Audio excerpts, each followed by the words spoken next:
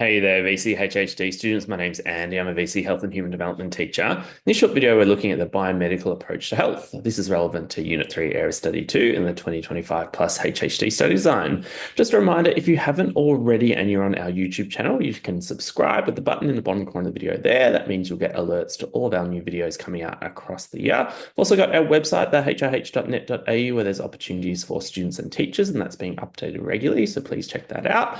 Got our Instagram, TikTok, and Facebook pages where you can follow us and get alerts to our new videos and other opportunities, as well as SAC advice and exam advice and tips, and also our email info@thehrh.net.au if you'd like to get in touch. So first of all, what parts of the course does this relate to? So the biomedical approach to health relates to the first key knowledge point in Unit 3 Area Study 2. So you can see in previous videos, we've looked at some improvements in Australia's health status as well as the old public health. So if you haven't checked those out, please go and take a look. But now we're looking at the bolded part there, the biomedical approach to health. It also mentions there an improvements in medical technology, but we'll touch on that in an additional video. You can see down the bottom there, Unit 3 key skills. So the first one there about analysing data shows improvements in health over time and drawing conclusions about reasons for improvement. So the biomedical approach to health could be one of these reasons you might include in an answer for a question related to that. But also the second key skill there, describe the relationship between the biomedical and social models of health, including strengths and limitations. So we will do another video looking at the biomedical and social models of health and their relationship once we've covered off a video on the social model of health. But today we'll touch on the strengths and limitations of the biomedical model as a part of this video here. Just a reminder, if you haven't already, you can see at the bottom of the slide there that we've got a free student newsletter. And so if you head to our website, the hrh.net.au for Unit 3 and 4 students, there's a link there to sign up for free. And a couple of times a term, we send out free SAC and exam resources and tips and advice. So please head there and sign up if you haven't already. Okay, so when we're looking at the biomedical approach to health, we're looking at an approach that has been, in place across 1900 until the present day. And so this has worked in tandem alongside the old public health model, which we looked at in a previous video. And so the biomedical approach has a focus on diagnosis, treatment, and cure. So its focus, I guess, is diagnosing people that have health conditions and returning them to their pre-illness state by treating those health conditions and hopefully curing them. And so this utilizes health professionals and medical technology, and we'll come back to that when we look at some of the strengths and limitations. So you can see that I've included some examples of the biomedical approach, and I think this is useful because when you're answering a question and you're drawing on the biomedical approach, perhaps to talk about how there's been an improvement in Australia's health status since 1900, it's good to be able to use a specific example if you can, instead of being sort of too generic about the biomedical approach.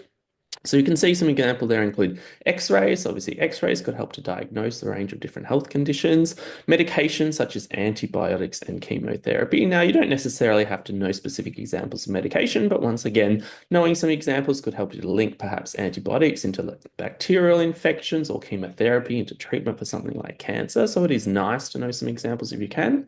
Surgery obviously can help to treat a range of conditions, like examples such as cardiovascular disease, blood tests to diagnose a range of conditions, and MRI, which can also help to diagnose a range of conditions such as tumors related to cancer. So those are just a few examples. And as I said, I think that can just help to sort of strengthen and build up a response when you're including the biomedical approach as part of an answer.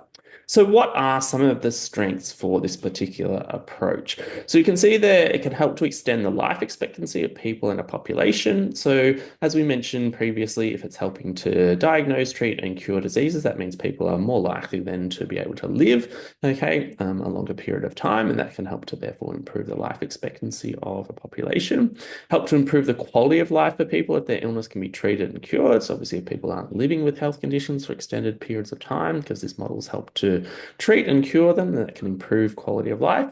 It can also lead to advances in medical technology as people seek to come up with new ways to diagnose and treat conditions. So that means that if there are, researchers or scientists that are working out there and trying to come up with new treatments and cures and diagnosis tools for a range of different health conditions, this model, incentivizes them to keep sort of working towards those, and that can lead to advances in medical technology. So then some limitations. It can be an expensive approach as it relies on medical technology and health professionals, and so often money going towards development of these technologies or maintaining these technologies, and also paying health professionals and training them can be quite expensive. The second one, not all conditions can be treated, so this approach may not always be useful and maybe better to prevent some conditions in the first place. So as you probably know, there's a range of health conditions that unfortunately can't necessarily be cured. So in some instances, it would obviously be better, okay, to be able to prevent a condition instead of just getting it and then being able to treat it. And sometimes if that can't happen, then that's not a particularly useful, this particular approach is not that useful. And so some of these strengths and limitations, I guess, can be contrasted with the social model, okay, which we'll come back and look in a future video, and it has more of a focus on that sort of prevention that is kind of alluded to in that second limitation. The third one there, it does not necessarily promote healthy behaviors and lifestyles if people think that they can just get treatment for a condition if they become unwell.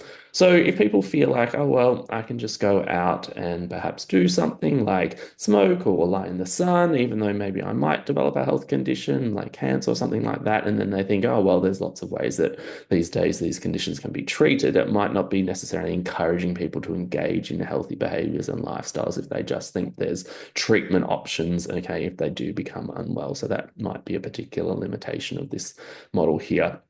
So one thing I would say, okay, because often a question in perhaps a SAC or the end of your exam does come up asking about strengths and limitations, try not to be too brief, okay, with your examples. For example, for a limitation, try not to just say it's expensive or costly because you haven't really, okay, included enough information there about why that's a particular limitation for this particular model. So make sure that in your notes, you're including, okay, a bit of detail for these strengths and limitations, and you can elaborate on them if you needed to. Okay, so here's a sample question and sample answer, which might be helpful for looking at this particular model. So the sample question there says, using an example of the biomedical approach to health, outline how Australia's health status has improved since 1900. Refer to a health condition in your answer for 3 marks. So there's a few things obviously happening in that question there. So an example of biomedical approach to health, and then linking that to improvement in health status, and also a health condition. So you can see there in the sample answer, it mentions the biomedical approach to health includes diagnosis and treatment of health conditions, a focus on health professionals and medical technology. An example of that is medications to treat diseases such as chemotherapy. Then it says advances in chemotherapy treatment have led to a reduction in premature death from a range of cancers, and that's helped to increase Australia's life expectancy since 1900.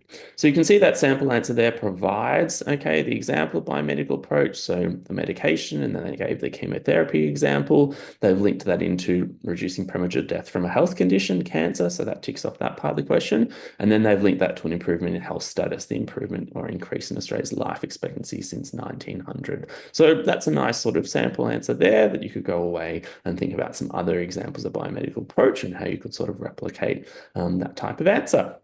Okay, hopefully you found that useful. Don't forget there's this ACE Provisions question book that I've worked on for the 2025 plus HHT study design. So it's got over 500 marks worth of questions and sample A+ responses that you can use for your SAC and exam preparation this year. It's also got a full chapter on how to answer extended response questions as well as a full trial exam. So if you're after a copy of that, you can head to book.acedvc.com and you can order a copy and that will go into our post. As I said earlier, please head to our website, thehih.net.au, where there's other opportunities for students and teachers, and that's being updated regularly.